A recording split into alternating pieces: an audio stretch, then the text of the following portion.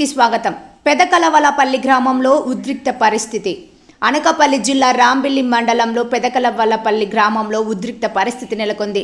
తమ న్యాయమైన డిమాండ్లు పరిష్కరించాలని కోరుతూ మాజీ ఎంపీటీసీ సభ్యుడు రావి దేముళ్లు ఆమరణ నిరాహార దీక్షకు దిగారు.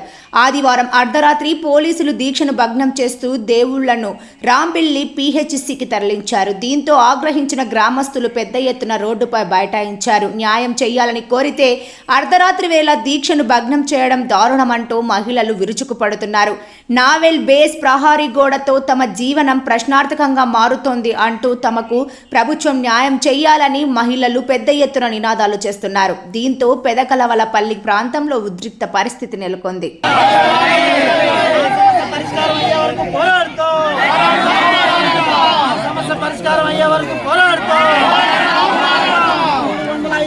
నిరసన చేస్తున్నా మా సమస్యలు పరిష్కరించకపోవడం అన్యాయం. 305 రోజులుగా నిరసన చేస్తున్న మా సమస్యలు పరిష్కరించకపోవడం అన్యాయం. జిల్లా కలెక్టర్ గారు వెంటనే స్పందించాలి. జిల్లా కలెక్టర్ గారు మా సమస్యలపై వెంటనే స్పందించాలి. గారు మా సమస్యలపై వెంటనే. ఈ రాష్ట్రానికి ఫస్ట్ నుంచి గత 5 సంవత్సరాల బట్టి రాష్ట్రానికి అన్యాయం జరుగుతుంది.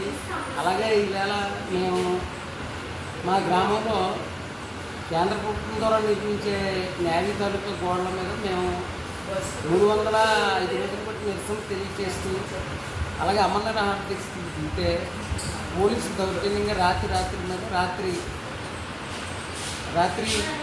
1 గంట ప్రాంతంలో ఎవరైనా సమయంలో తీసుకురావడం చాలా అన్యాయం.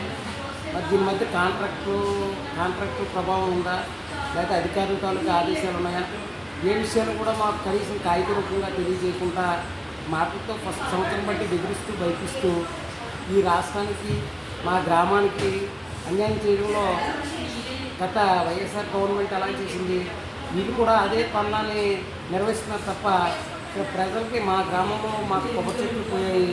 2 లక్షల రూపాయలు బోరు పోయింది. మేము బోరు పోయిందని అడిగినా సరే బోరు కుప్పలు వేసి కప్పెట్టేశారు. కొబ్బరి చెట్లు మొత్తం 30 సంవత్సరాలు 35 సంవత్సరాలు పట్టి పెంచుకున్న కొబ్బరి చెట్లని పడగొడేశారు. ఏమనంటే ఆ వైద్యం చేయించడానికి హాస్పిటల్లో తీసుకొచ్చి నిర్బంధించారు.